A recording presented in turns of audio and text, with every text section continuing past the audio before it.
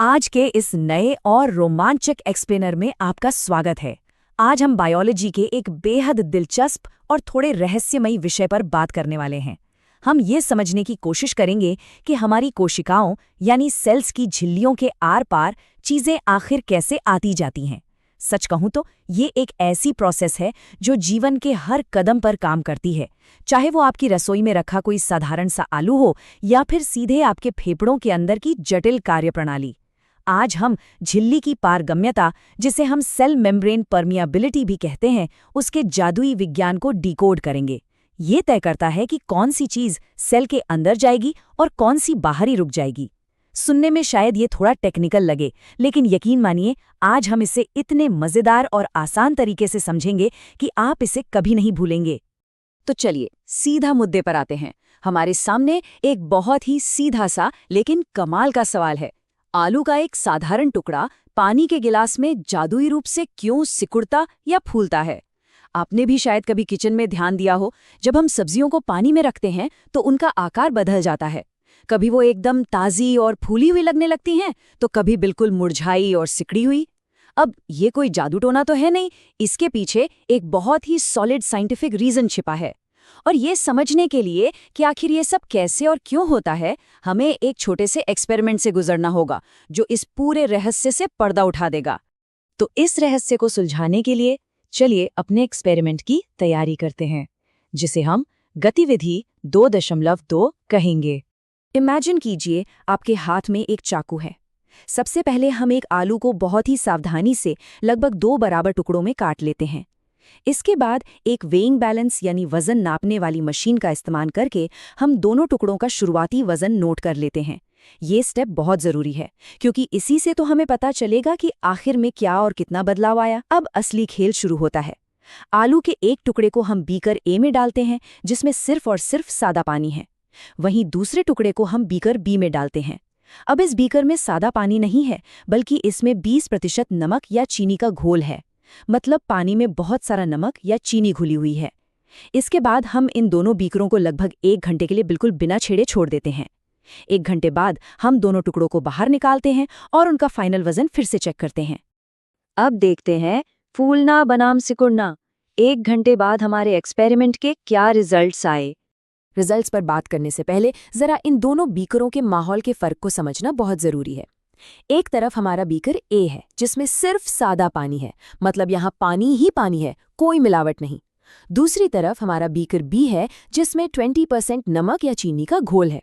इसका सीधा सा मतलब ये है कि बीकर बी के पानी में नमक या चीनी के कणों की भारी भीड़ जमा है और वहाँ शुद्ध पानी काफी कम है।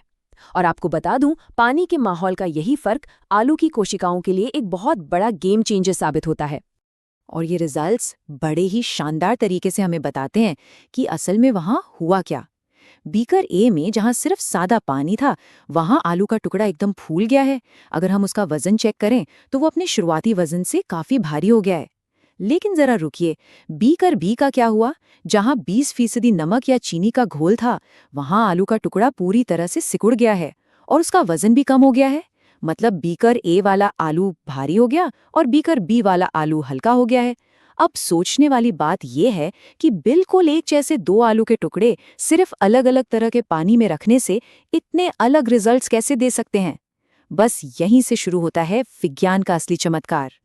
चलिए अब रुक करते हैं इस विज्ञान के चमत्कार की तरफ, यानी झिल्ली या मेम्ब्रेन के रहस्य की ओर।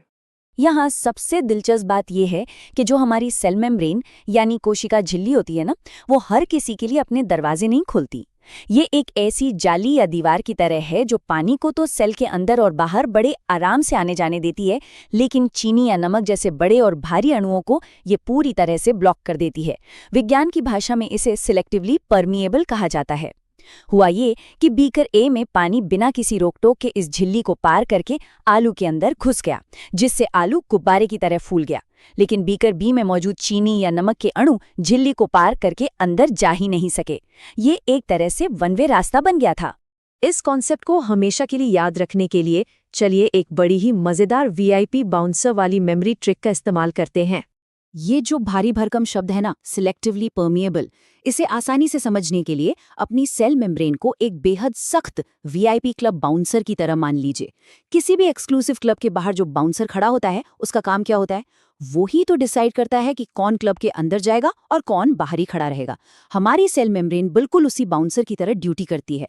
पानी के छोटे छोटे अणु वीआईपी गेस्ट की तरह होते हैं, जिन्हें ये बाउंसर बिना किसी पूछताछ के अंदर बाहर जाने देता है। लेकिन वो नमक और चीनी के अणु, भाई वो उन बड़े और अनचाहे मेहमानों की तरह हैं जिन्हें बाउंसर दरवाजे पर ही हाथ दिखाकर रोक देता है। और सच कहूं तो बाउंसर का यही रूल हमारी कोशिकाओं को सुरक्षित और जिंदा रखता है। तो इस बाउंसर वाले रूल के साथ एक और बड़ा ही मजेदार नियम जुड़ा है। पानी हमेशा वहां जाना चाहता है जहां सबसे बड़ी पार्टी चल रही हो। इसे थोड़ा ध्यान से समझते हैं। बीकर बी में जहां 20% नमक या चीनी घुली थी, आलू के बाहर एक बहुत बड़ी पार्टी चल रही थी जहां ढेर सारे नमक या चीनी के कण जमा थे। अब क्योंकि नमक और चीनी के कण तो बाउंसर को पार करके आलू के अंदर आ नहीं सकते थे, तो गेस कीजिए क्या हुआ? पानी ने ही बाहर जाने का फैसला कर लिया। पानी के अणु आलू के सेल्स के अंदर से निकले और बाहर उस बड़ी भीड़ वाली पार्टी में शामिल होने चले गए। और जैसे ही आलू की कोशिकाओं से पानी बाहर निकला, वो बेचारा आलू का टुकड़ा सिकुड़ गया और उसका वजन कम हो गया। तो अब आपको समझ आया कि बीकर बी का आलू क्यों सिकुड़ा था? चलिए अब इस आलू वाले एक्सपेरिमेंट को सीधा हमारे शरीर से जोड़ते हैं और देखते हैं इसका एल्वियोली से क्या कनेक्शन है। तो अब आपके मन में ये सवाल आ सकता है कि एल्वियोली की कोशिकाओं में मौजूद ये सेल मेम्ब्रेन आखिर पदार्थों के आवागमन को कैसे कंट्रोल करती है। सबसे पहले तो ये जान लेते हैं कि एल्वियोली हमारे फेफड़ों के अंदर मौजूद छोटी छोटी हवा की थैलियां होती हैं। हम जो भी सांस लेते हैं, हवा सीधी इन्हीं थैलियों में जाती है। अब हमें जिंदा रहने के लिए ऑक्सीजन का शरीर के अंदर जाना और कार्बन डाइऑक्साइड का बाहर आना बेहद जरूरी है। और आपको जानकर हैरानी होगी कि ये पूरा का पूरा काम इन्हीं एल्वियोली की कोशिकाओं की झिल्ली के जरिए ही होता है। जी हाँ, एल्वियोली की झिल्लियों पर भी बिल्कुल वही बाउंसर वाला रूल लागू होता है जो हमने अभी उस आलू के एक्सपेरिमेंट में देखा था। एल्वियोली की ये कोशिका झिल्ली बहुत ही स्मार्ट होती है। ये ऑक्सीजन और कार्बन डाइऑक्साइड जैसी हमारे लिए जरूरी गैसों को तो आसानी से आर पार जाने देती है, लेकिन ये बाकी फालतू तरल पदार्थों या बड़े अणुओं को फेफड़ों के अंदर भरने से सख्ती से रोक देती है। जरा सोचिए, अगर हमारे फेफड़ों की ये झिल्ली एक सख्त बाउंसर की तरह काम न करे तो क्या होगा? अनचाहे और खतरनाक तत्व फेफड़ों में घुस जाएंगे और हमारा सांस लेना तक नामुमकिन हो जाएगा।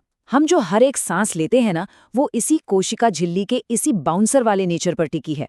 मतलब जो विज्ञान आलू के सिकुड़ने और फूलने के पीछे था, बिल्कुल वही विज्ञान हर सेकंड हमारे फेफड़ों में जीवन रक्षक गैसों को कंट्रोल कर रहा है ना कमाल की बात? तो इस पूरी चर्चा को समेटते हुए ये हमें एक बहुत ही गहरे विचार के साथ छोड़ जाता है। हमने किचन के एक छोटे से आलू के टुकड़े से शुरुआत की और देखा कि कैसे एक न दिखने वाली झिल्ली पानी और हमारी जिंदगी के लिए जरूरी गैसों के फ्लो को कंट्रोल करती है। प्रकृति ने हमारी हर एक सेल को इतनी बेहतरीन और सटीक इंजीनियरिंग के साथ डिजाइन किया है। अब जरा सोचिए, अगर ये इतनी छोटी छोटी कोशिका झिल्लियां इतनी समझदारी से हमारी जिंदगी का फ्लो चला सकती हैं, तो इस वक्त हमारे और आपके शरीर के अंदर ऐसे कितने ही अद्भुत रहस्य बिना रुके अपना काम कर रहे होंगे। आज के इस एक्सप्लेनर में हमने सेल मेम्ब्रेन और उसकी पारगम्यता के इस जादुई विज्ञान को समझा। मुझे उम्मीद है कि इससे आपको इन कॉम्प्लेक्स कॉन्सेप्ट्स को देखने का एक एकदम नया और मजेदार नजरिया मिला होगा।